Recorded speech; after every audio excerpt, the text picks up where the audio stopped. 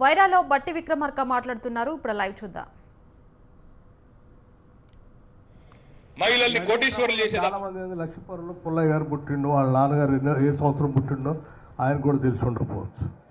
పుల్లయ్య గారి date of birth కూడా ఆడ రిజిస్టర్ అయి ఉండకపోవచ్చు, ఎందుకంటే అప్పుడు ఎవరు రిజిస్టర్ చేసిండు గ్రామాల్లో.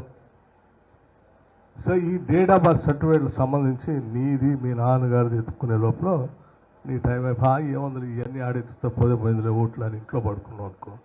ఓటే కదా పోయిందని నువ్వు అనుకుంటే ఓటు కాదు. నీ రేపు పొద్దున పౌరసత్వం బంద్, పాస్పోర్ట్ బంద్ అయితే, రేషన్ కార్డు బంద్ అయితే, అన్ని బంద్ అయితే దేశంలో ఉండటానికి పనికిరావని బయటికి పంపించే ప్రమాదం కూడా ఉంటుంది.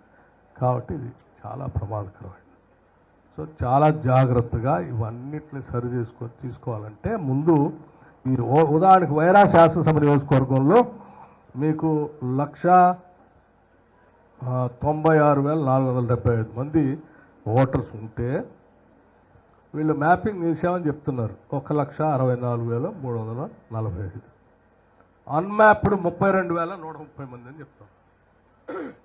సరే ఈ 32,130 మంది కదా అన్మ్యాప్డ్, వాళ్ళ వరకే మనం సర్టిఫికేట్లు పోగేసిద్దాం అనుకుంటే ఈ 1,64,345 మ్యాపింగ్ చేసిన దాంట్లో అనామలీస్ పుల్లయ్య గారు ఇప్పుడు నేను చెప్పిన అటువంటి వాళ్ళ పేర్లు 28,242 ఉన్నాయి. ఆ 28,242 ఈ 32,130 మొత్తం కలిపితే 60,372 మంది ఉన్నాయి. సార్ రామదాస్ గారు రేపు పొద్దున 15,000 20,000తో గెలిచే ఆయన 60,000 తీసేస్తే 60,000 తీసేశారని ఆయన పనికొచ్చి ఆయన ఓట్లు ఆయన ఎంత గెలగలాడినా ఈ సీటు ఎవరు పోద్ది? సో ఇది 60,000 తొలగిస్తే చాలా ప్రమాదంలో పడుతుంది. ఇట్లా ప్రతి శాసనసభ నియోజకవర్గంలో వెస్ట్ బెంగాల్లో ఉదాహరణకు చెప్తాను, చాలా నియోజకవర్గాలు ఇట్లే తొలగిస్తే సరే ఆమె కూడా తెలివైంది కాబట్టి అన్ని సర్టిఫికేట్లు పోగేసి ఏదో రకంగా పెడితే 26 లక్షలు ఉన్నాయి, ఇంతమంది మేము క్లియర్ చేయలేము, దీనికి ఏమైనా ట్రిబ్యునల్స్ పెట్టండి అని అన్నారు ఎన్నికల కమిషన్. ఆ ట్రిబ్యునల్స్కి 26 లక్షల ఓటర్లు మొత్తం సబ్మిట్ చేస్తే ఎన్నికలు అయ్యే వరకు వాళ్ళు ఆ 26 లక్షల్లో కేవలం క్లియర్ చేసిన 5 ఓట్లు మాత్రమే. మిగతా వాళ్ళందరూ ఇంకా క్లియర్ చేయలేకపోతున్నాం, టైం లేదు, సరిపోవట్లేదు కాబట్టి వీళ్ళు ఓటర్ లిస్టులో లేరు, ఓట్లు లేవు, నమస్కారం తర్వాత చెప్తాం, అవుట్ అందరూ ఓటు. సో ఎందుకోసమే మనకు రేపు పొద్దున 25వ తారీఖు నాడు కార్యక్రమం మొదలెడతాం. మీరు మ్యాప్డ్ లిస్టులో ఉన్నటువంటి ఈ 28,242 మంది లిస్టు తీసుకోవాలి. అన్మ్యాప్డ్ లిస్టులో ఉన్న 32,130 మంది కూడా లిస్టు తీసుకోవాలి. మొత్తం 60,372 మంది లిస్టు మీరు ఈ నియోజకవర్గంలో కలెక్ట్ చేసుకోవాలా. ఈ 60,000 మంది ఏ బూత్లో ఉన్నారు, ఏ ఊర్లో ఉన్నారో మీరు చక్కగా తెలుసుకోవాలి. ఆ 60,000 మందికి సంబంధించి ఏ సర్టిఫికెట్లు మనం సబ్మిట్ చేయాలనేది కూడా తెలుసుకోవాలి. ఆ సర్టిఫికెట్లన్నీ కూడా మనం బిఎల్ఏలు కలెక్ట్ చేయాలి.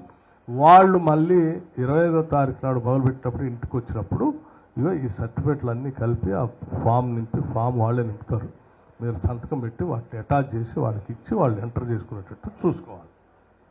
రోజుకి 50 కంటే ఎక్కువ చేయరట వాళ్ళు. రోజుకి 50 కంటే చేయరంటే ఉన్నది ఎప్పుడు 25వ తారీఖు నుంచి 30 రోజులు అంతేనా? 30 రోజులే ఉంది టైం. 30 రోజుల్లో రోజుకి 50 అంటే ఎన్ని చేయొచ్చు? 1,500 చేయొచ్చు. బూత్కి ఎంతమంది ఉంటారు?